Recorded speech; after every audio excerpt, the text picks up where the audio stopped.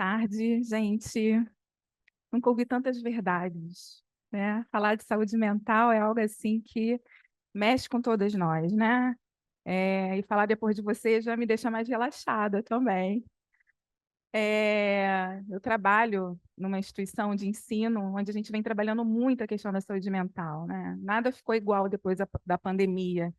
E que bom que aqui vocês têm esse acesso a um profissional. Lá a gente também tem hoje um acesso a uma profissional, onde ela nunca teve tanto atendimento, tanto de professores quanto de alunos, e aí a gente percebe o quanto que é necessária essa fala. E aí, dando início, essa semana, Semana Brasileira de Enfermagem da ABEM, ela vem com um tema falando sobre romper de bolhas. Romper de bolhas. E aí a gente inicia com a saúde mental, que foi muito bacana, né, trazer esse resgate. Lá na escola, todos vocês estão convidados. Dia 16 de maio nós também teremos lá a nossa apresentação, nosso dia de comemoração. A gente vai ter a Loucura Suburbana, que é um samba da loucura suburbana formada por usuários do CAPS, a professora Julieta Brits, porque é isso, né? A enfermagem precisa sair do seu casulo, voltar a se olhar antes de olhar para o outro, para que a gente consiga aí desenvolver uma enfermagem cada vez mais bonita, cada vez mais prazerosa e de forma inicial, sabendo olhar para si, cuidando de si, que a gente faz muito pouco isso, né, gente? Bem, como foi falado aí, a gente tem uma formação em ética e a gente vai fazer um bate-papo sobre isso, porque a ética está no nosso dia a dia, a ética está no momento que a gente acorda até o momento que a gente deita, está em todas as profissões, seja ela mais chique do mundo ou menos chique, se isso existir, está no nosso modo de viver. Olha o que está acontecendo lá no Rio Grande do Sul, por exemplo, quando a gente vê no meio de um desastre tantas ações solidárias de inúmeras pessoas ajudando, contribuindo para a sobrevivência. Ali, no caso, é para a sobrevivência das pessoas que estão envolvidas naquele momento. E quantos profissionais de enfermagem estão também envolvidos nessa situação, que também perderam suas casas, perderam familiares, e quanto a gente precisa cada vez mais estar falando sobre isso. E falar em ética é a nossa relação com a gente mesmo, que foi falado agora, sobre a questão da nossa saúde, como que a gente se olha, a gente se conhece, a gente se enxerga, a gente gosta daquilo que a gente está fazendo, a nossa relação com os colegas, como é que é a nossa relação com os amigos, como é que é o nosso relacionamento com os familiares, muitas das vezes o que a gente é dentro de casa, isso transborda para a rua, isso vai dizer quem é você na equipe que você trabalha, seja ela hospitalar, seja ela na atenção primária, seja ela numa unidade de ensino, tá? Porque muitas das vezes o ambiente ele é transformado pela nossa presença, positivamente ou negativamente. Que a pessoa que tem o hábito de julgar, né? Ela aponta para o outro, mas ela não se enxerga. E aí, quando a gente não se enxerga, é um problema muito sério, é uma questão muito séria. Que vem aí a questão do autoconhecimento, da gente olhar para si, da gente fazer terapia, da gente fazer tudo aquilo que é bom para a nossa vida, da gente realmente se conhecer. E o ambiente de trabalho bom, gente, ele é bom para todo mundo. Afinal de contas, se você for concursado, você vai ficar ali quantos anos? 25? 30? 35 anos? Já imaginou você todo dia saindo para trabalhar? Ai, meu Deus, estou indo para aquele lugar. Ai, meu Deus, vou encontrar com fulano de tal. Gente, você ser amigo não, mas o respeito precisa estar em primeiro lugar. Não é isso? Então, assim, o ambiente, quando você chega, você tem que perceber isso. Caramba, quando eu chego, eu acho que o ambiente fica mais leve. Ou então, quando eu chego, o negócio parece que tem uma nuvenzinha preta que eu carrego. Deixa eu parar de murmurar, deixa eu parar de reclamar. Eu escolhi isso para a minha vida, foi eu que quis, sentei lá na cadeira da formação, estudei. Lá na escola a gente tem uma rampa gigante, a gente fala para os alunos, é a ladeira da reflexão. Se não quiser, não precisa nem subir. Nem sobe, porque vai subindo, vou ficar subindo aquela ladeira há anos, e depois de reclamar da profissão, gente, tem que lutar para que ela seja melhor, não é isso? Tá? Então, a gente vai falar um pouquinho sobre a visão panorâmica da ocupação da ética, né? Então, a ética se ocupa de quê? se ocupa da maneira como a gente vive, se ocupa do nosso dia a dia, se ocupa das coisas que a gente faz, se ocupa do cuidado que a gente tem com a gente mesmo, com os outros e com todos os seres humanos. Olha quantos animais sendo resgatados lá no sul. Tem gente que acha que é besteira, ai, que palhaçada, um monte de gente morrendo, não sei o quê. Hoje de manhã eu vi uma entrevista que me emocionou muito. Uma senhora chorava tanto, tanto, tanto que o cachorrinho dela foi resgatado. Mas tanto, ela falava assim: é o meu único amigo nessa vida. Ah, gente, que coisa linda, não tem como não se emocionar com aquilo ali, né? Ela ficava e o cachorro o rabinho balançando, balançando quando viu a senhora, né? Então, assim, a gente não sabe qual o valor que a pessoa dá àquilo ali. Então, quem somos nós para fazer esse julgamento de valor, tá certo? Bem, então, na mente da gente fica, onde que está a ética, né? Será que eu sou uma pessoa ética? Como que eu lido com as pessoas? Como que eu cumprimento as pessoas ou não cumprimento? Como que é o meu dia a dia? Será que eu só faço o que é certo quando as câmeras estão ligadas ou eu faço o que é certo independente das câmeras estarem ligadas ou não? Existem vários estudos que falam sobre isso, né? Quando a gente é olhado, vigiado, a gente é igual filho. Nossa, fulano quando está longe da mãe é tão diferente. Ai, que raiva que dá, né? Porque o filho tem que faz bagunça, mas faz na minha frente para conhecer quem você é de verdade. E esse é o intuito, né? A gente não pode ter uma imagem e uma representação. A gente não pode representar no plantão, representar no dia a dia, representar com a chefia, representar na equipe. A gente precisa estabelecer a pessoa que a gente é, e essa pessoa ser a mesma em todos os lugares, certo? Bem, então, assim, a ética tem a ver com essa questão do que a gente é e do que a gente faz. Porque muitas das vezes a gente fala uma coisa, age de outra forma. Se você age de outra forma, aquilo ali representa o que você é, tá? Então, ato ético ou decisão ética é algo considerado apropriado e aceitável com base em determinados padrões de certo ou errado. Uma atividade deve, pelo menos, ser legal. Um ato ético é aquele que leva ao maior benefício para a maioria das pessoas, não infringe o direito à vida, à liberdade de expressão, nem ao devido processo legal. Aí eu trouxe aqui algumas áreas de ocupação da ética, né? Porque falar em ética, gente, existem vários eixos nessa discussão. A gente aqui está trazendo um panorama que daria aqui pelo menos uns 2 meses de curso para a gente estar conversando. Porque às vezes a gente fica assim, qual o público que tem aqui? Enfermeiros. Levanta a mão para eu ver. Enfermeiros. Alunos da graduação. Nossa, galerona. Residentes. Alunos do médio, ensino médio, técnicos de enfermagem. Tem técnicos? Isso. Independente da fase, como que a gente vê ética?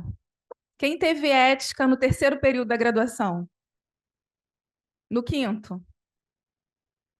Quem teve mais de uma vez durante toda a faculdade?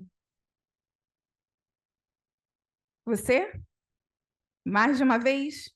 Em mais de um período? Legal. Por quê, gente? Isso é raro. Isso é muito raro, né? Normalmente a gente discute ética deontológica, que fala do código de ética, da lei do exercício profissional, em determinado período. E normalmente os alunos não gostam. Olha o bafafá, aquela aula chata, aquela professora, né? Ah, é aula de ética hoje, né? 2 tempos de aula durante 5 anos de faculdade. Olha o valor Olha o valor que a gente está dando à ética. Mas a gente não pode esquecer que a ética está na saúde da mulher, na saúde da criança, na saúde mental, na saúde do adulto idoso, na atenção primária, na urgência e na emergência. Como não, gente? Como não? Como não falar de bioética em todos os locais de assistência à saúde? Como não falar de bioética quando você está lá no estágio independente da população que você está? Então, o ideal é que a gente tivesse ética em todo o caminho da graduação. Inclusive, a minha tese, a gente discutiu isso, a gente fez uma matriz curricular onde a gente trabalha a ética de forma transversal, do primeiro ao 10º. Não somente o código de ética, mas todos os valores morais que precisam ser discutidos dentro das disciplinas. Os enfermeiros que estão aqui, são muitos os dilemas. Aqui vocês devem ter testemunho de Jeová, por exemplo. Deve aparecer aqui de vez em quando. É sempre um dilema, não é? Sempre uma questão, não tem como, quando chega. E quando é criança?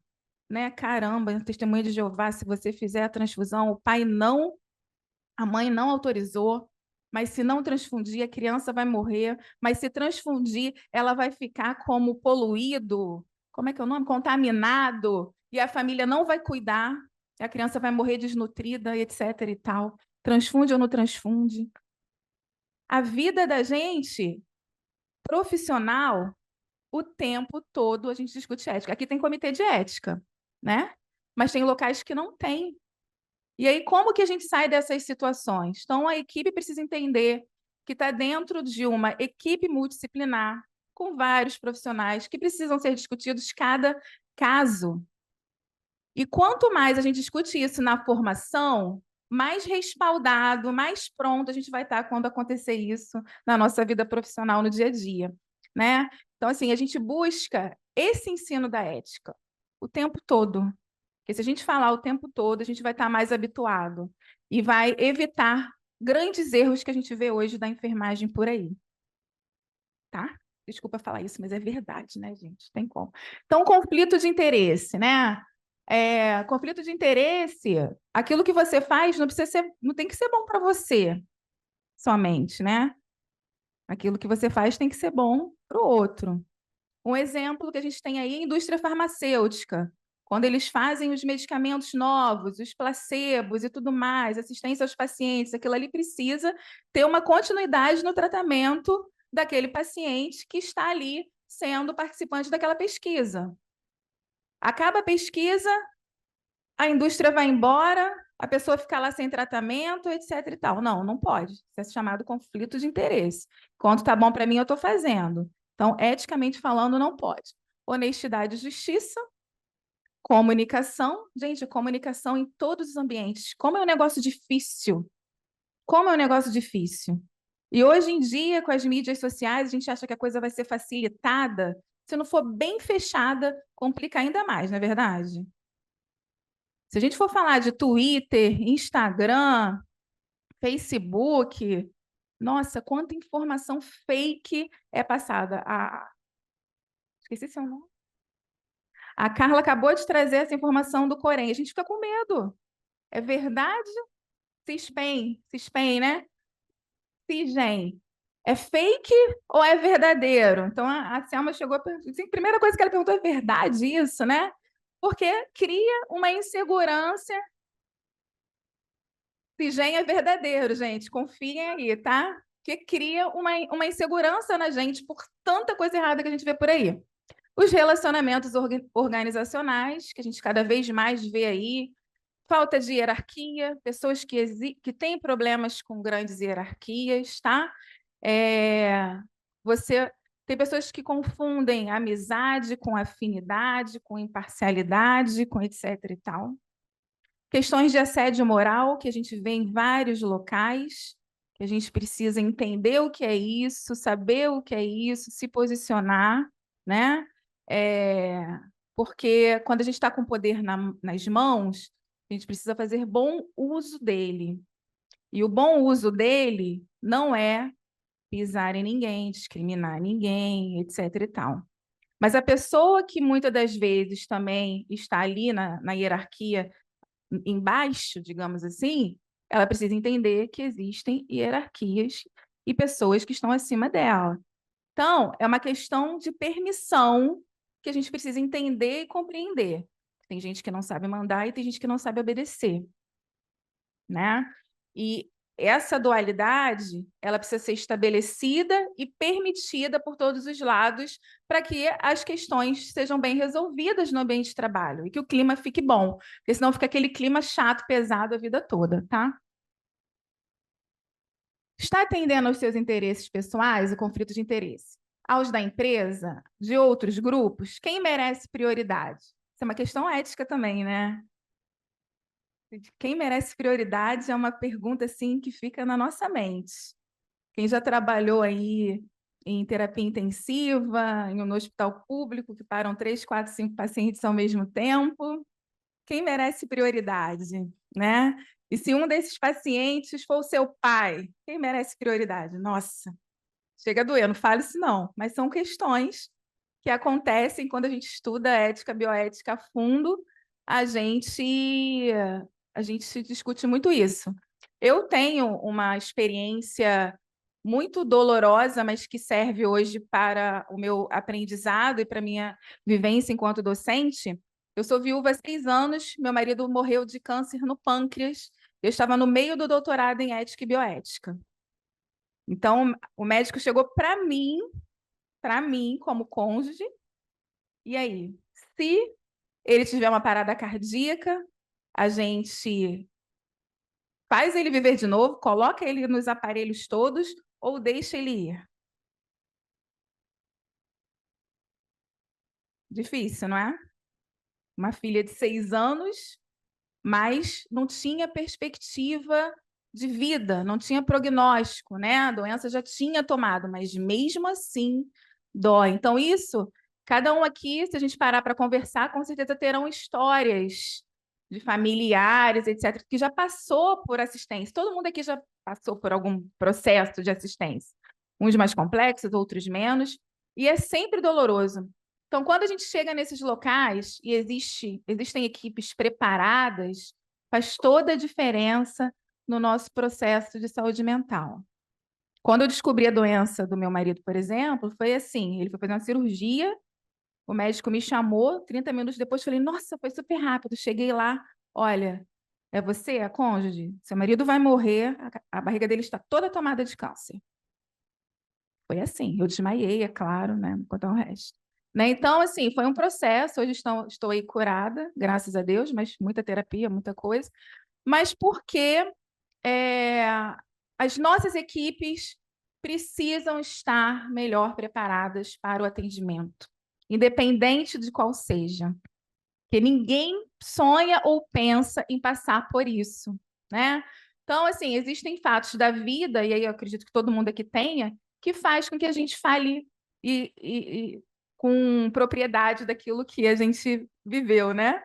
Então, a bioética e a ética, ela está inserida na minha vida de uma forma muito potente e faz com que eu brigue por essas questões com os meus alunos, nas discussões, nos estudos de caso. Vocês aqui, com certeza, têm inúmeros casos verdadeiros que acontecem no dia a dia, que os residentes podem estar estudando, explorando, para que quando aconteça com vocês posteriormente, vocês tenham uma maneira cada vez melhor de tratar e cuidar dessa situação. Pensando na saúde daquele que ainda está e dos que vão ficar. Tá? Veracidade, né, gente? A gente ser verdadeiro com as questões, nas relações. Como é difícil isso. Parece, você está falando lenga-lenga. Não é, gente. Como que as pessoas têm dificuldade em falar a verdade? A verdade. Por mais que doa, é melhor. Porque senão você se enrola nela, e essa verdade é a verdade com o seu paciente, é a verdade com a sua família, com a sua equipe. Você errou em alguma coisa? Fez alguma coisa que não era para ser feita naquele plantão? A verdade vai fazer você depois dormir, né? Porque senão não vai ter lavanda que resolva o problema. Vai derramar lá os frascos inteiros e você nunca mais vai conseguir dormir direito, tá certo? Integridade, você ser íntegro, você ser justo, ser imparcial. Imparcialidade. Parcialidade é meu forte. Os colegas que trabalham comigo brincam na cara do céu. Ser amiga da Camila é um problema, porque lá na escola eu estou lá há 22 anos. Nesse momento eu estou na coordenação técnica. Então, na hora de fazer escalas, que os amigos sempre se dão mal. Mas não é. A gente precisa ser imparcial. Saber o amigo, o parente, seja lá o que for, né? Mas a gente está no ambiente de trabalho, então no ambiente de trabalho, as relações elas precisam ser imparciais. Final de semana você sai com alguém da sua equipe, vai para uma festa, vai para um aniversário, seja lá o que for. afinidades. Mas, fora isso, dentro do ambiente de trabalho, todo mundo precisa ser igual e ser valorizado por competência. Tem gente que é mais competente que seu amigo. Eu falo para os meus alunos, não pense vocês aí que formam esses grupinhos aí, quando sair daqui, você acha que o seu colega vai te indicar? De repente ele vai indicar o outro do outro grupo, que o outro do outro grupo não falta, não chega atrasado, tem uma postura excelente, tem uma questão técnica maravilhosa, não sei o que, e você não. Eles ficam me olhando, mas é verdade. Vocês indicam todo mundo para algum trabalho?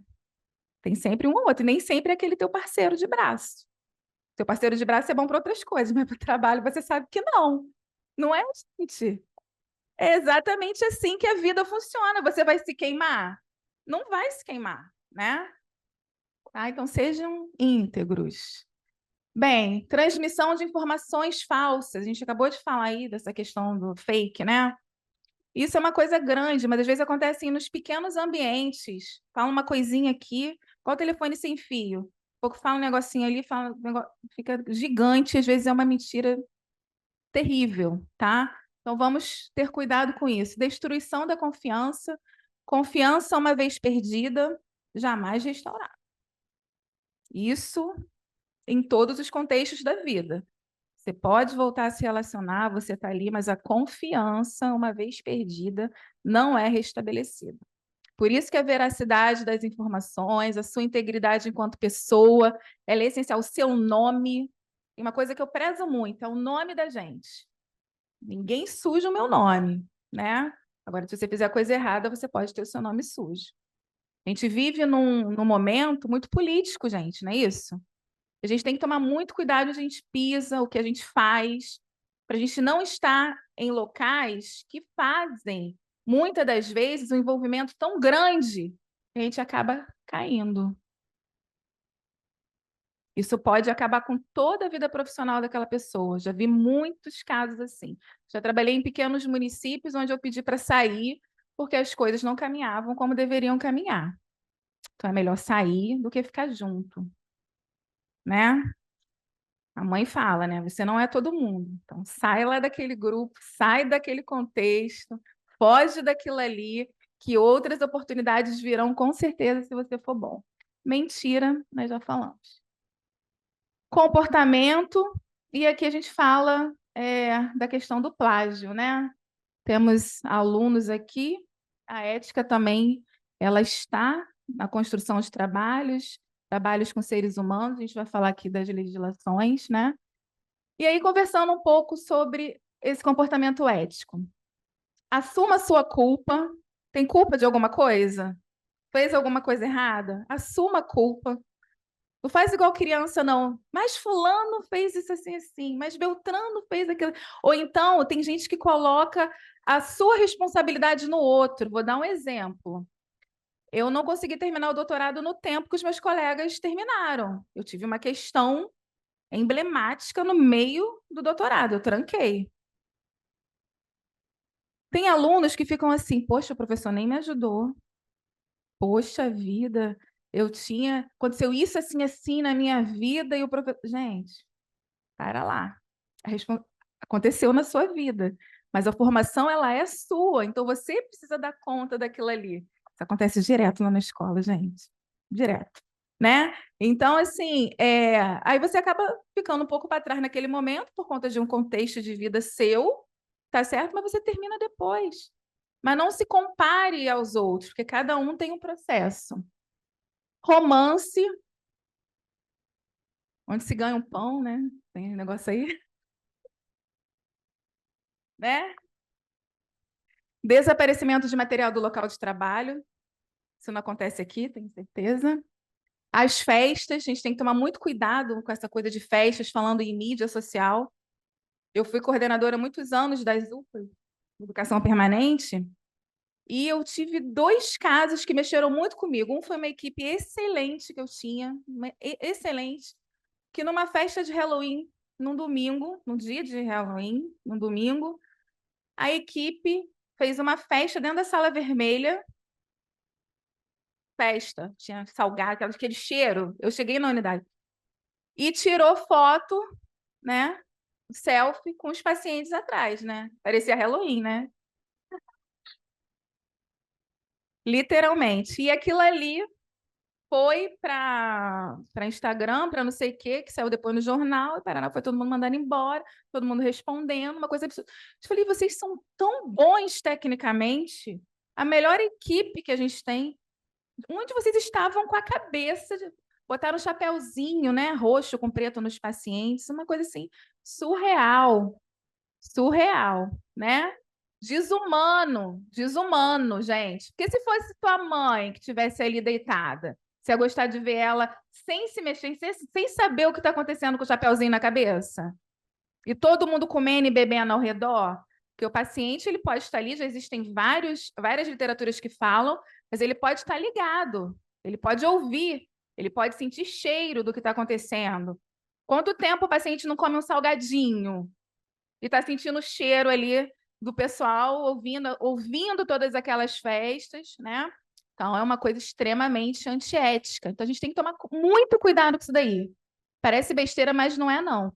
Eu já vi churrasco em posto de enfermagem, dentro de um UTI, churrasco na churrasqueira elétrica, dia de final de semana.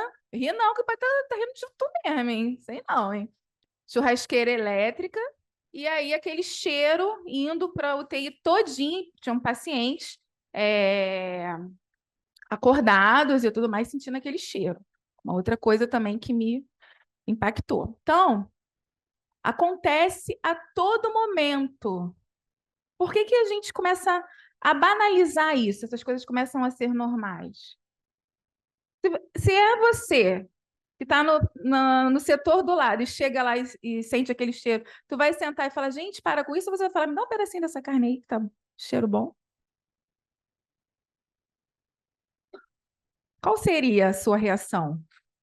Né? Porque às vezes a gente banaliza as coisas de uma forma igual às pessoas, muita gente que mora em comunidades, que acostuma com as mortes. Às vezes eu já dei aula de violência na escola da aluna, professora.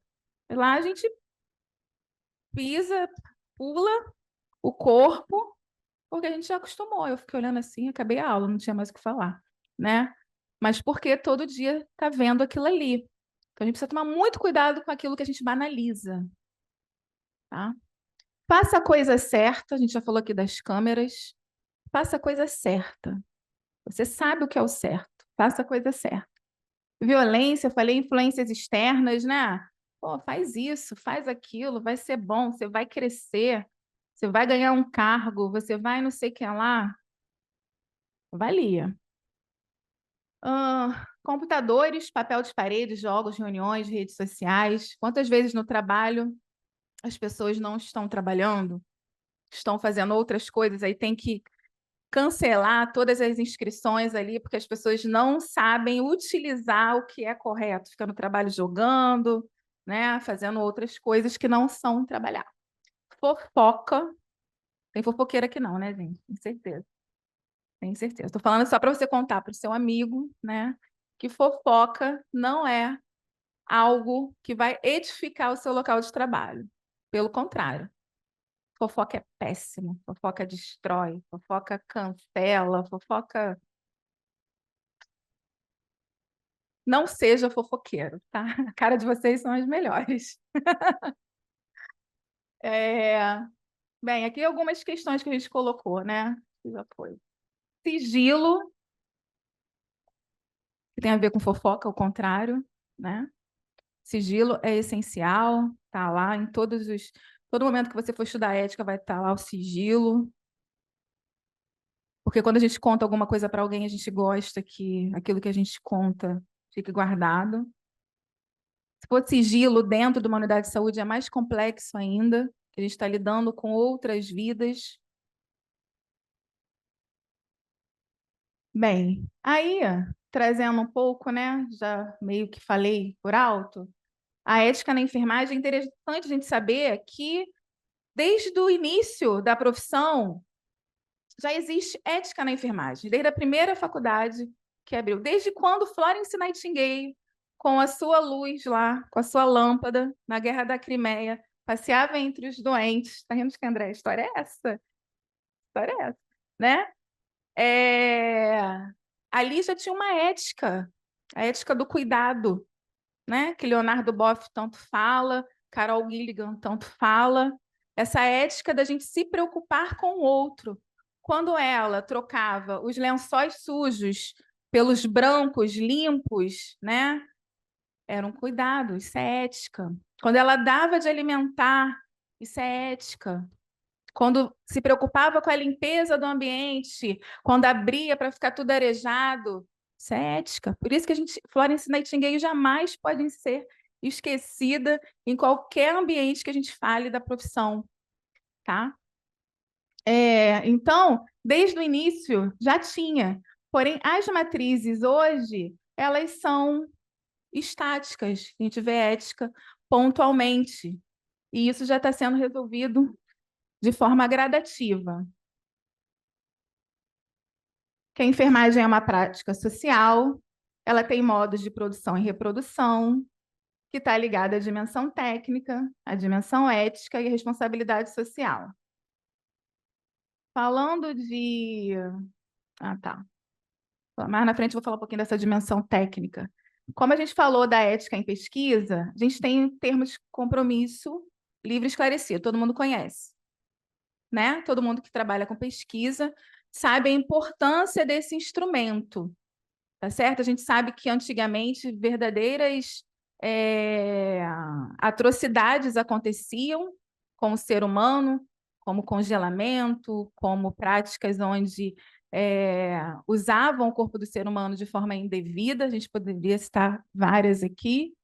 E aí, com o decorrer do tempo, a gente teve a Declaração dos Direitos Humanos, entre outras legislações, e mais recentemente, 196 de 96, que é a mais antiga, que acho que todo mundo conhece, 466 de 2012 e a recente, 510 de 2017, né?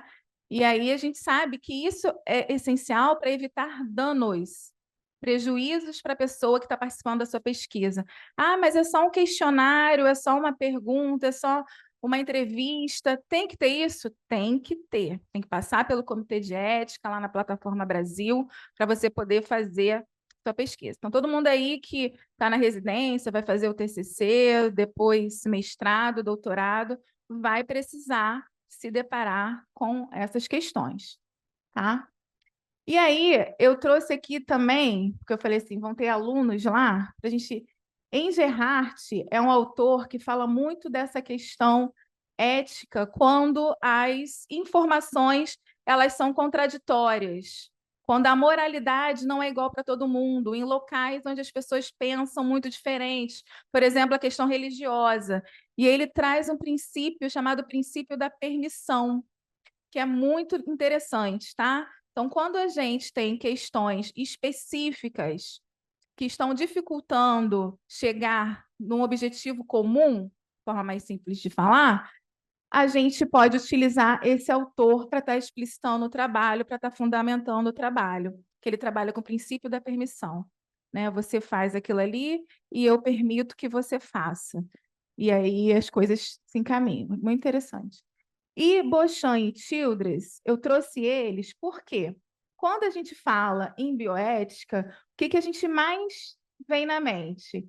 Sempre a questão do princípio da autonomia, não maleficência, justiça, não é? A gente acha que isso está dentro dos livros mais recentes, mas não está. Isso é 1970, tá? Não tem quando a gente vai estar fazendo trabalho, o professor fala assim, não pode ser citação de citação. Não tem assim? Tem ou não tem, gente? Né?